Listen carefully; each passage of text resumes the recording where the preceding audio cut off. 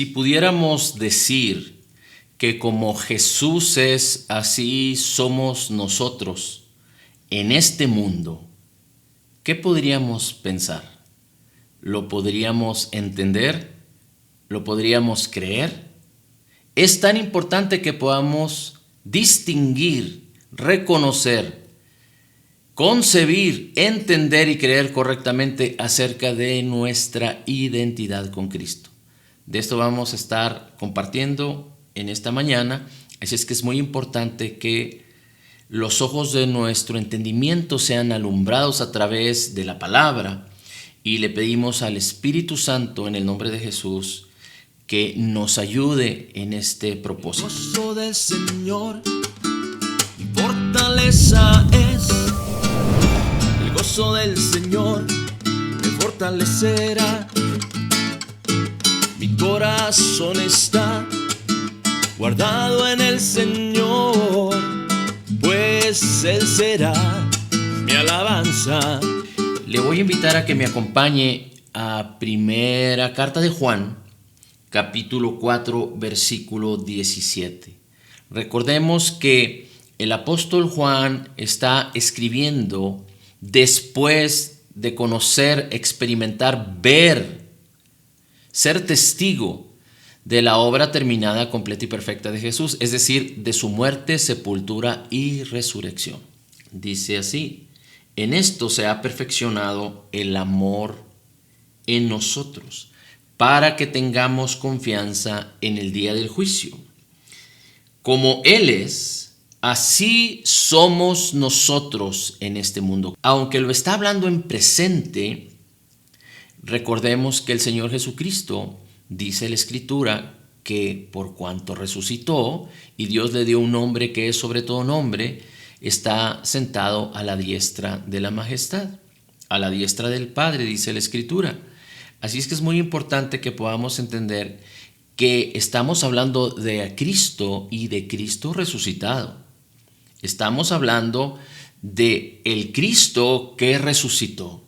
Y la Escritura nos enseña, a través del apóstol Juan, el Espíritu Santo nos enseña que como Jesús es, así somos nosotros en este mundo.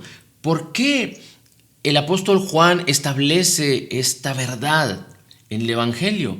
¿Por qué el apóstol Juan describe y Dios en su sabiduría, en su gracia y en su justicia plasma esta verdad en las Escrituras a través del apóstol Juan? Porque recuerde que nosotros, si somos creyentes, si hemos creído en Jesús, si le hemos confesado, dice la palabra en Romanos capítulo 10, versículo 9 y 10, que si confesares con tu boca que Jesús es el Señor y crees en tu corazón, y crees, no solo confesar, pero creer simultáneamente o al mismo tiempo o en el mismo momento. Porque si confesares con tu boca que Jesús es el Señor y crees en tu corazón que Dios le levantó entre los muertos, serás salvo. Porque con el corazón se cree para justicia y con la boca se confiesa para salvación. ¿Por qué podemos decir que el apóstol Juan escribió esto? Porque dice la Escritura en el primer capítulo del Evangelio de Juan que a lo suyo vino Jesús, mas los suyos no le recibieron. Pero a todos los que le recibieron, a los que creen en su nombre, Dios les dio el poder de ser hechos hijos de Dios. Gálatas 4:6. Y por cuanto somos hijos, Dios envió el Espíritu de su Hijo a nuestros corazones. Dice la Escritura en Romanos capítulo 8, versículos 15 y 16, que no hemos recibido un espíritu de esclavitud para estar en temor, pero hemos recibido el Espíritu de Dios, con el cual podemos clamar Abba Padre. Y el Espíritu de Dios en nuestros corazones, en nuestro interior, da testimonio a nuestro espíritu que somos hijos de Dios. Cuando hablamos de nuestro espíritu, ¿de qué hablamos? Hay dos cosas importantísimas que podemos decir aquí.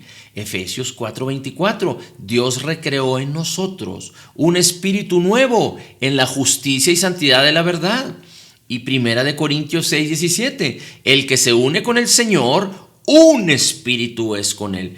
Un espíritu es con él. Es decir, esa unidad es sin la exclusión el uno del otro. Un espíritu es con Él. Cuando el Señor manifiesta su obra terminada, completa y perfecta en el Calvario, entregando su vida, siendo sepultado y resucitar después de 3 días y 3 noches, nosotros nos podemos identificar con Él en su muerte, en su sepultura y en su resurrección.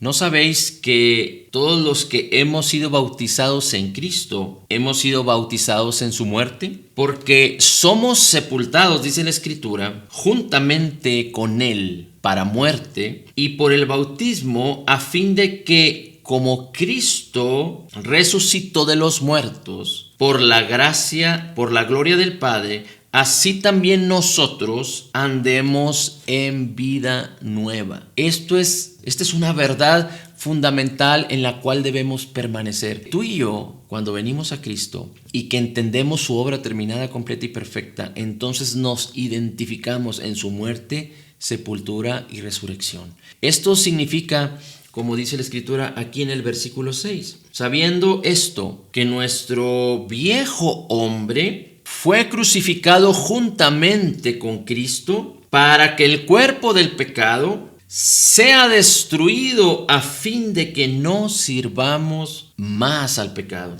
Porque el que ha muerto ha sido justificado del pecado. Y si morimos con Cristo, creemos que también viviremos con Él. Sabiendo que Cristo, habiendo resucitado de los muertos, ya no muere más. La muerte no se enseñorea más de Él. Porque en cuanto murió, el pecado murió, o al pecado murió una vez por todas, mas en cuanto vive, para Dios vive. ¿Por qué la Escritura nos enseña aquí que porque en cuanto murió, al pecado murió de una vez por todas, mas en cuanto vive, para Dios vive? ¿Por qué la Escritura nos dice así? Porque 2 Corintios 5:21 nos enseña que Jesús, que no conoció pecado, recuerde que el apóstol Pablo dice que el Señor Jesucristo no conoció pecado. Enseña en 2 de Timoteo capítulo 5 versículo 21 que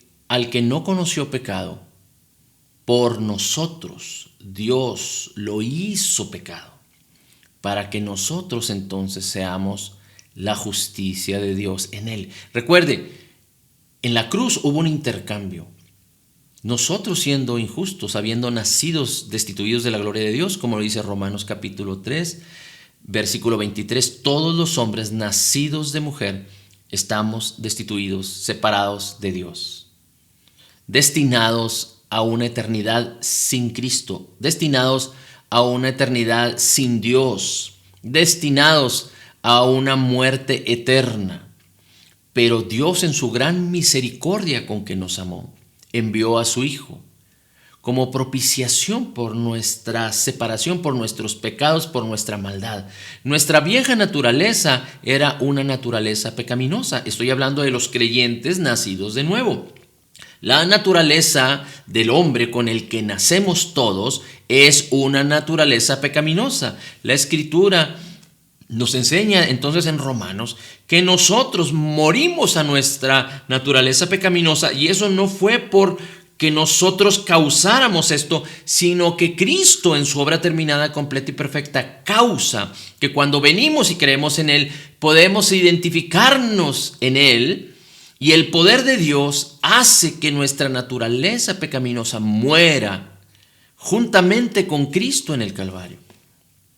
Y así como nuestra naturaleza pecaminosa muere en el Calvario, en la cruz, nacemos a una nueva vida, porque Dios recrea en nosotros un nuevo espíritu. Así es que esto es fundamental e importantísimo. Y si Cristo fue hecho pecado, y Él entregó su vida, y Él padeció, y Él cargó con la culpa, con las enfermedades y con los dolores y con nuestros pecados, y Él pagó nuestras deudas, es decir, la justicia de Dios vino y hizo juicio sobre Cristo, pero el Cordero de Gloria, es decir, el sacrificio que fue propuesto, es decir, el Señor Jesucristo, permaneció cumpliendo y completando para que el juicio de Dios y la justicia de Dios fueran satisfechas, fueran completas. Y entonces después de ello dijo, consumado es. Juan capítulo 19 nos dice que después de todas estas cosas, que se hizo tinieblas y que el juicio de Dios vino sobre Cristo. Por eso la Escritura nos enseña que por sus heridas hemos sido sanados. Por eso la Escritura nos enseña en Isaías 53 que Él llevó nuestras enfermedades, sufrió nuestros dolores, el castigo para darnos paz fue sobre Él y por su llaga ya hemos sido sanados. Lo tuvimos por azotado, por herido de Dios y abatido, pero Él herido fue por nuestras rebeliones, molido por nuestros pecados. El castigo para darnos paz fue sobre Cristo y por sus heridas ya hemos sido sanados. Por ello, el Señor Jesucristo entregó su vida diciendo consumado es.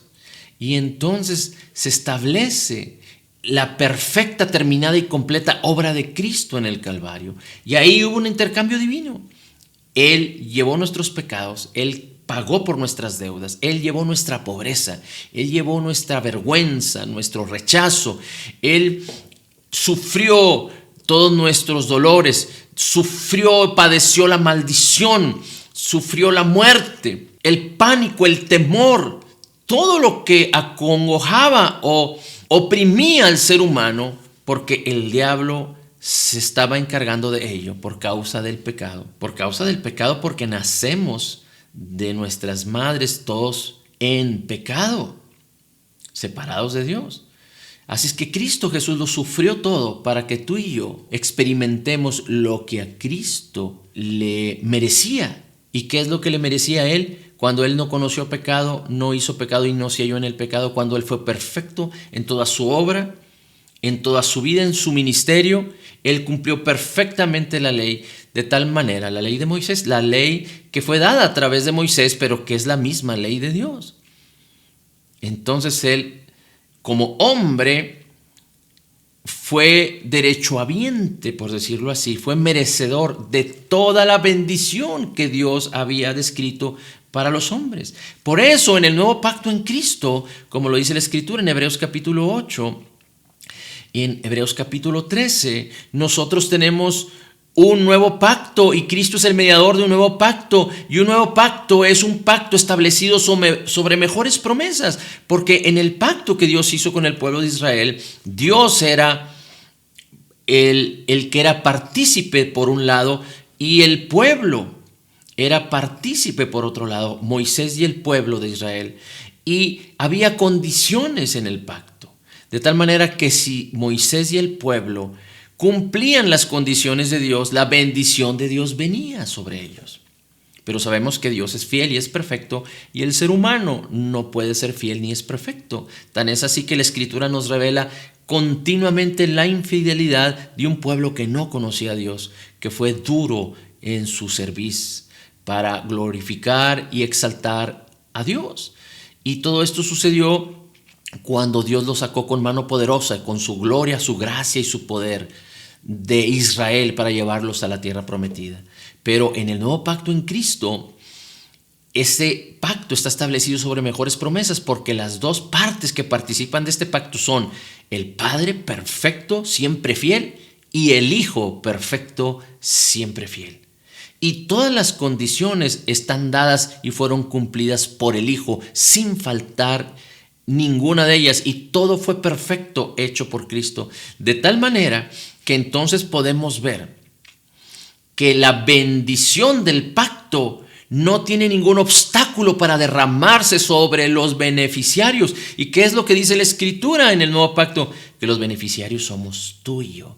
Por eso es importante que podamos identificarnos correctamente con Cristo.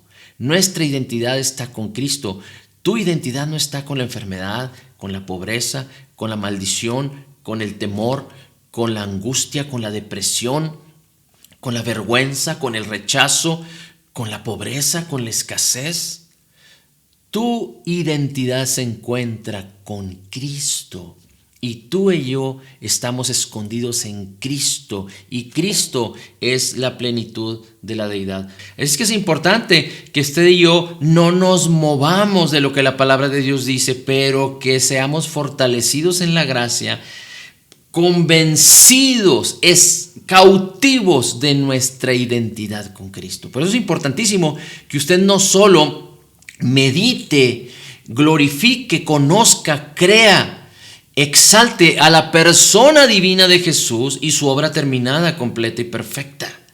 A Cristo, que ahora es nuestro Señor y nuestro Dios, y que su Espíritu mora en nosotros, y que Él es la plenitud de la deidad, y que nosotros nos encontramos en Él. Nosotros nos encontramos en Cristo para que Cristo pueda vivir su vida a través de nosotros y nosotros podamos estar firmes en nuestra identidad verdadera. Nuestra identidad es Cristo. Nuestra identidad es Cristo. Así es que glorifique y exalte a la persona divina de Jesús y entienda que Él murió, fue sepultado y resucitó. Así usted murió, fue sepultado y resucitó para nueva vida en Él.